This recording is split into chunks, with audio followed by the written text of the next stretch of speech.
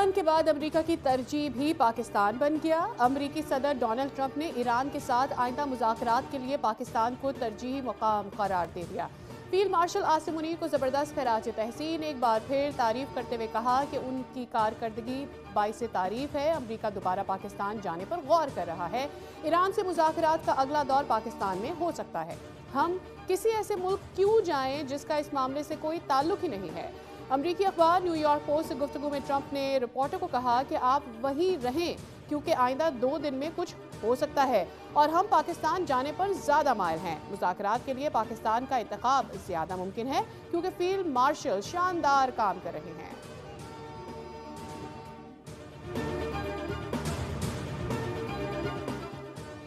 سعودی عرب نے پاکستان کے لیے بڑا اعلان کرتے ہوئے $3 ارب کی نئی مالی مدد منظور کر لی۔ وزیر خزانہ محمد اورنگزیب کہتے ہیں 3 ارب کی سپورٹ اضافی ڈپازٹس کی صورت میں ادا کی جائے گی جو اگلے ہفتے تک پاکستان کو مل جائیں گے۔ محمد اورنگزیب نے کہا کہ حکومت IMF پروگرام کے تحت معیشت کو مستحکم کرنے کے لیے اقدامات جاری رکھے ہوئے ہے، جبکہ پاکستان نے $1.4 ارب کا یورو بانڈ کامیابی سے واپس کر دیا ہے۔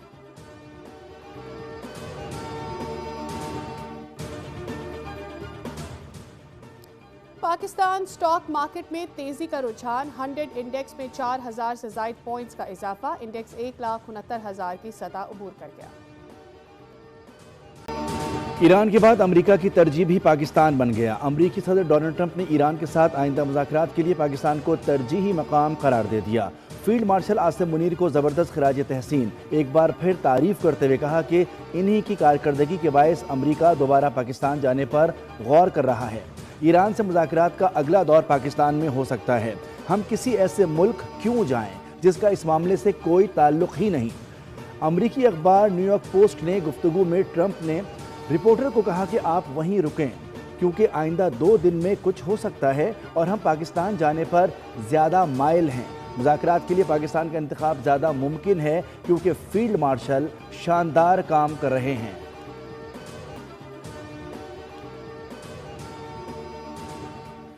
ٹرمپ کے پہلے امریکہ لوٹنے کے احکامات، 37 منٹ بعد اسلام آباد میں رکنے پر اصرار۔ امریکی خاتون صحافی کیٹلین ڈورنبوس نے صدر ٹرمپ سے ہونے والی ٹیلی فونک پوری گفتگو کا احوال بتایا کہ صدر ٹرمپ کو فون کیا اور قیاس آرائیوں سے متعلق بتایا۔ صدر ٹرمپ سے پوچھا میں پاکستان میں رہوں یا واپس آ جاؤں۔ صدر ٹرمپ نے جواب دیا جی آپ واپس امریکہ لوٹ آئیں، لیکن 37 منٹ بعد صدر ٹرمپ نے خود کال کی اور کہا کہ آپ پاکستان میں رکیں، امریکہ واپس نہ آئیں۔ صدر ٹرمپ نے کہا کہ حالات بدل رہے ہیں، اگلے 48 گھنٹے میں اہم پیش رفت ہو سکتی ہے۔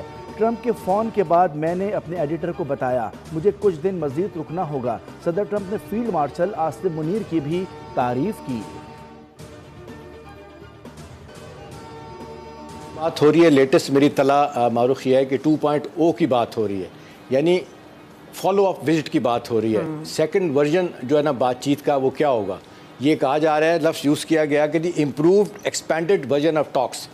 یہ بڑا واضح طور پہ جو تینوں ملکوں کے درمیان بات چیت کا نتیجہ نکلا ان دنوں میں، جو بیک گراؤنڈ میں باتیں ابھی چل رہی ہیں اس میں یہ ہے کہ بات چیت کا دوسرا دور ہونا بڑا ضروری ہے۔ اس کے لیے یہ طے کیا جا رہا ہے اور موسٹ پروبیبلی یہی ہے کہ جی اسلام آباد میں بات چیت ہوگی، اور جس پہ امریکہ بھی یہی چاہتا ہے اور ایران بھی یہی چاہتا ہے۔ جو خبریں آ رہی تھی کہ شاید یہ سعودی عرب اپنا قطر میں یا فار دیٹ میٹر اپنا ترکی میں ہوں گی، تو وہ کہتے ہیں کہ اس کی ضرورت نہیں ہے۔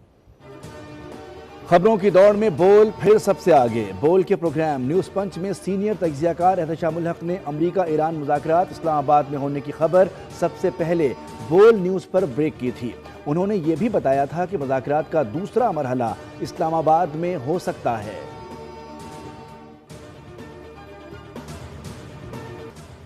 پاکستان نے ثالثی میں حقیقی قیادت اور مدبرانہ صلاحیت کا مظاہرہ کیا۔ وزیراعظم شہباز شریف اور فیلڈ مارشل عاصم منیر کو بھرپور خراج تحسین کرتا ہوں۔ امریکی نائب صدر JD وینس کی امریکی نیوز چینل سے گفتگو، کہا کہ وزیراعظم اور فیلڈ مارشل نے حقیقی رہنما ہونے کا ثبوت دیا۔ دونوں نے امریکہ ایران ثالثی میں بہترین کردار ادا کیا۔ ایران کے ساتھ مذاکرات میں کافی پیش رفت ہوئی۔ شاید یہ پہلی بار تھا کہ ایرانی اور امریکی حکومت نے اتنے اعلیٰ سطح پر ملاقات کی۔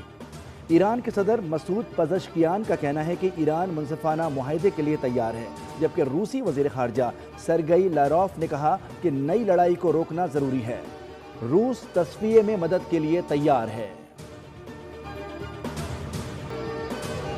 اسلام آباد پر دنیا کی توجہ پھر مرکوز ہوگی۔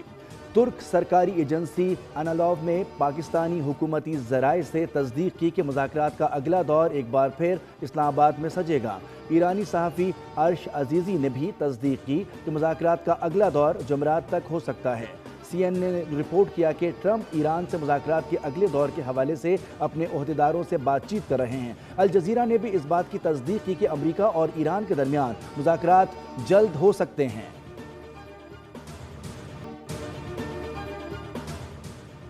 چین نے امریکی ناکہ بندی توڑ دی، 3 چینی بحری جہاز آبنائے ہرمز سے گزرنے میں کامیاب۔ الجزیرہ کے مطابق منگل کے روز تینوں جہاز آبنائے ہرمز کے راستے خلیج میں داخل ہوئے، جس کا LSEG اور کیپلر کے اعداد و شمار سے پتہ چلتا ہے۔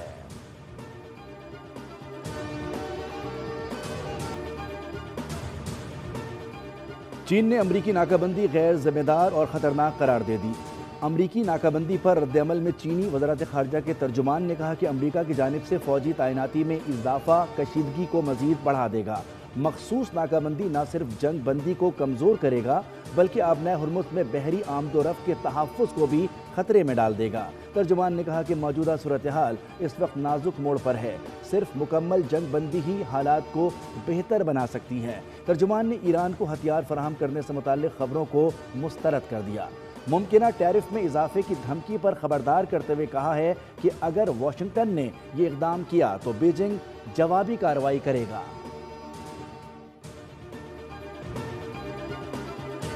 Or Islamabad, talk for a bunch of hours and go away.